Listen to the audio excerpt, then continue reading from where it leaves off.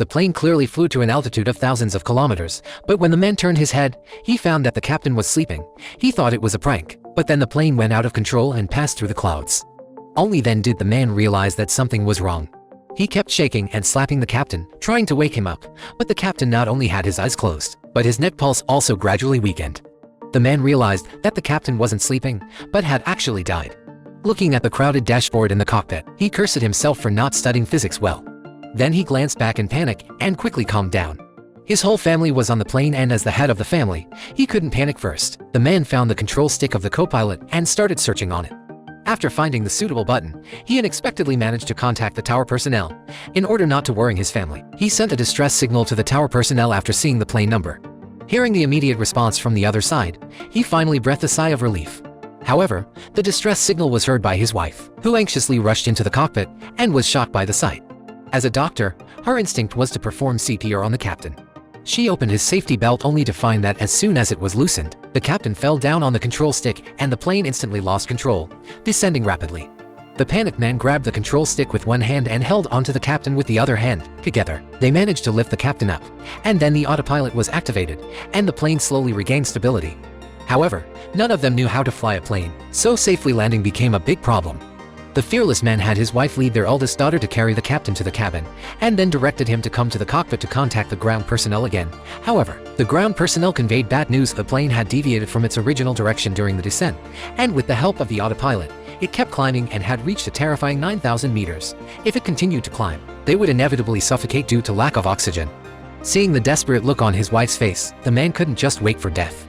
Finally, disregarding the staff's obstruction, he reached out and turned off the autopilot.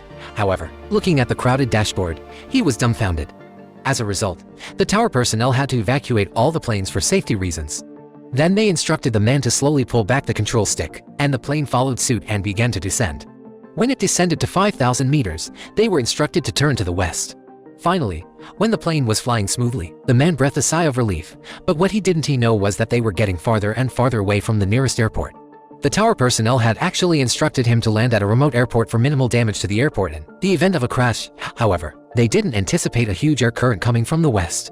If they didn't land before the storm arrived, the chances of finding the wreckage of the man and his family at sea were high. Fortunately, the man arrived at the airport ahead of time and, guided by the tower personnel, released the landing gear of the plane and then lowered the spoilers to prepare for landing. However, the lower the plane descended, the more the man tried to control it, the more the plane tilted to the left and couldn't slow down or align with the runway. The plane was tilting and plummeting, with alarms blaring nonstop. This was the first time the man felt the breath of death. In a panic, he desperately pulled the ascent lever, trying to fly upwards again. The first landing not only ended in failure but almost resulted in a crash and casualties. Unfortunately, misfortune did not come singly. Shortly after, a storm came roaring towards them, black clouds mixed with lightning, creating an apocalyptic scene. The man knew they were doomed this time, but what made him even more desperate was that their contact with the ground was being interrupted due to the disturbance of the air current. Although the plane instruments were not affected, everything around them was pitch black.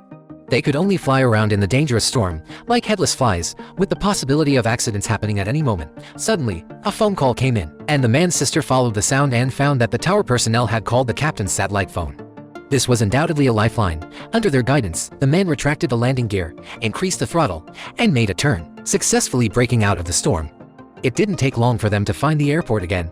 This time, the man learned his lesson and let the autopilot and rudder align with the wind. Then he released the rudder and pushed the throttle to the maximum. Finally, he lowered the landing gear again. However, as the plane got closer to the ground, he still couldn't control it.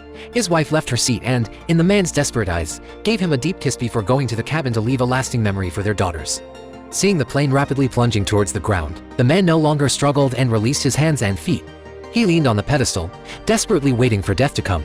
But then, the rear wheels of the plane touched the ground first. Avoiding a direct crash, the man hastily grabbed the control stick and stabilized the direction. After a long buffer, the plane successfully stopped. Their whole family miraculously survived. The man, who had escaped death, silently vowed never to fly on a private plane again, for he might become the captain by chance.